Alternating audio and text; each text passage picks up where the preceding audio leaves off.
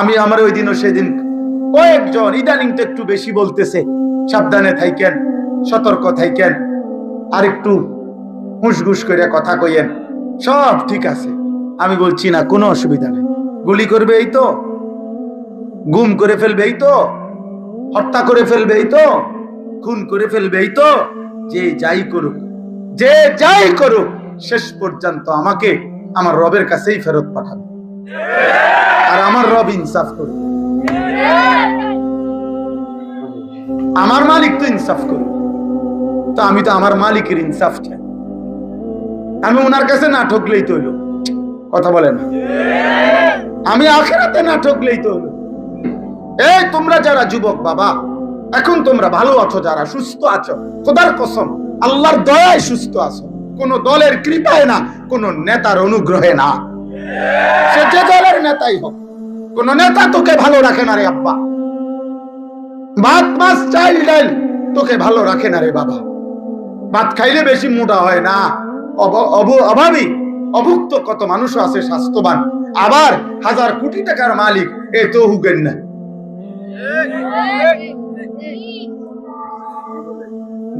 তাহলে এটা কোনো বিষয় না। মূলত ভালো রাখে কে? সুস্থ রাখে কে? নিরাপত্তা দেয় কে? ইজ্জত দেয় কে? এজন্য ফিরতে হবে কার কাছে? ডাকতে হবে কাকে? মানতে হবে কাকে? গোলামি করতে হবে কার? সেজদা দেওয়া উচিত কাকে? আল্লাহ। আল্লাহ যেন আল্লাহকে সেজদা দাও, দামি হইবা, দামি হইবা। মরে তুমিও যাইবা, আমিও যাব, কোনো অসুবিধা নেই।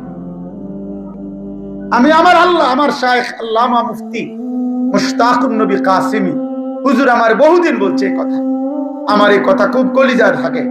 হুজুরে বলছে মা বাইনি ওয়া বাইন আল্লাহ, বলছে মাওলানা আমার মাঝে আর আল্লাহর মাঝে, এই কথা মনে রাখবেন যে নিজেকে নিজে বলবেন আমার সাথে, আমি আমার আল্লাহর সাথে আমার মুআমালা সাফ।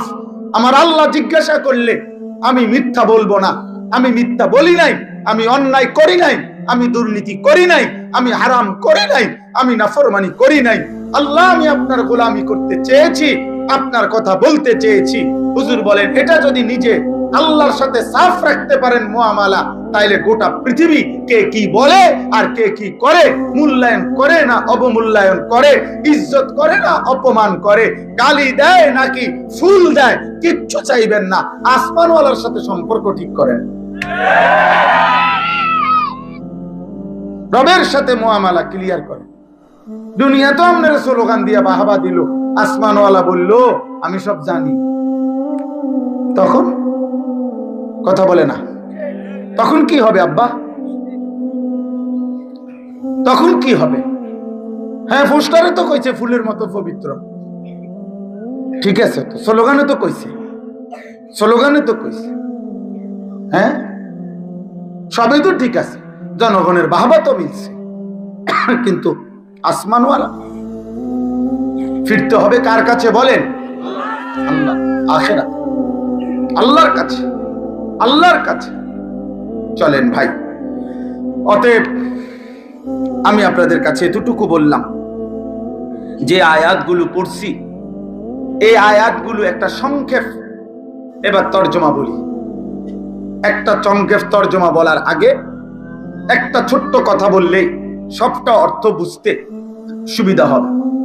আমাদের প্রিয় নবী সাল্লাল্লাহু আলাইহি ওয়াসাল্লাম মক্কা থেকে মদিনায় হিজরত করার আগে, খুব সংক্ষেপে বলতেছি, সাহাবায়ে কেরামকে এক হিজরতের আগে, মদিনায় যাওয়ার আগে আবিসিনিয়া, হাবাসা, আফ্রিকার একটি অঞ্চল, সেখানে আল্লাহর নবী সাল্লাল্লাহু আলাইহি সাল্লাম সাহাবায়ে কেরামকে মক্কাবাসীর জুলুমের নির্যাতনের অত্যাচারে ওনাদেরকে হিজরত করাইয়া ওইখানে পাঠাইছিলেন।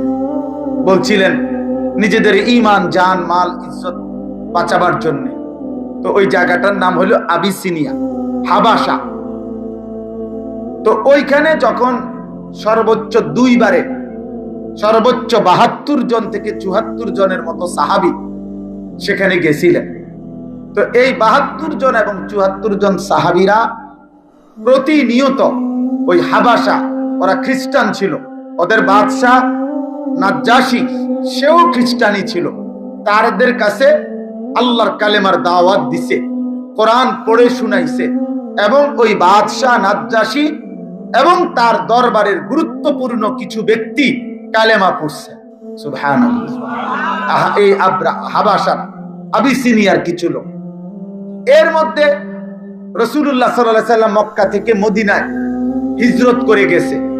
হিজরতের ৭ম বছর। কথা কক, ছোট মিয়া, আব্বা কথা কইও না, কথা তোমরা আরো সময় আইব, রাহো সম্মান করো। হ্যাঁ, একটা হাসি দিচ্ছে, মাশাআল্লাহ, আল্লাহ কবুল করে। জি, তো হিজরতের পরে আমাদের নবী সাল্লাল্লাহু আলাইহি সাল্লাম মদিনায় যাওয়ার ৭ম বছর খায়বারের যুদ্ধ করেছিলেন। ইহুদিদের সাথে চূড়ান্ত লড়াই করে মদিনার সীমানা থেকে ইহুদিদেরকে খায়বার নামক অঞ্চল থেকে চূড়ান্তভাবে বিতাড়িত করছিলেন। এই খায়বারের যুদ্ধ যখন শেষ অবস্থায়, তখন ওই আবিসিনিয়া থেকে সাহাবায়ে কেরাম যারা এতদিন যাবত ওইখানে ছিল, ওনারা চূড়ান্তভাবে আবিসিনিয়া ছেড়ে মদিনায় চলে আসছেন। এতদিন যারা ওইখানে ছিল, তো ওনারা যে আসছেন মদিনায় ফিরে, উনাদের সাথে আবিসিনিয়ারও কিছু লোক ওই অঞ্চলে যারা খ্রিস্টান থেকে মুসলমান হয়েছে, ওনারাও নবীজির সাথে সাক্ষাতের জন্য মদিনায় আসছেন। আসার পরে তারা দুইটা প্রস্তাব দিছে, দুইটা কথা বলছে আর কি নবীজির সামনে আসে। ১ নাম্বার বলছে, ইয়া রাসূলুল্লাহ, হে নবী মুহাম্মদ, ইতিপূর্বে আমরা ইনজিল কিতাবে বিশ্বাসী ছিলাম, ঈসা নবীর উপরে বিশ্বাসী ছিলাম, এবং ঈসা নবীর উপরেও আমরা মূল যেই বিশ্বাস, মানে বাদশাহ নাজ্জাশীর আকীদা ছিল, মুসলমানদের কোরআন ঈসা আলাইহিস সালামের ব্যাপারে যা বলছে ঈসা নবী ঠিক তাই ছিল। কথা বুঝছেন কিনা? অর্থাৎ শিরকি আকীদা ছিল না তাদের। তো বলছে যে আমরা ঈসা নবীর অনুসারী যখন ছিলাম, তখনও আমরা তাওহীদ, আল্লাহর একত্ববাদকে মানতাম। আপনার কোরআন, আপনার ধর্মের কথা যখন এই লোকদের কাছে শুনেছি, তখন আমরা আপনার অনুসারী হয়েছি, এবং আপনার এই কথাও আমরা সর্বান্তকরণে মেনে নিছি, কারণ আমরা তো আগের থেকেই আমরা এই কথাগুলোই মানতাম। বাকি এখন আপনাকেও মানছি, আপনার কোরআনকেও মানছি, ইসলামকেও মেনেছি।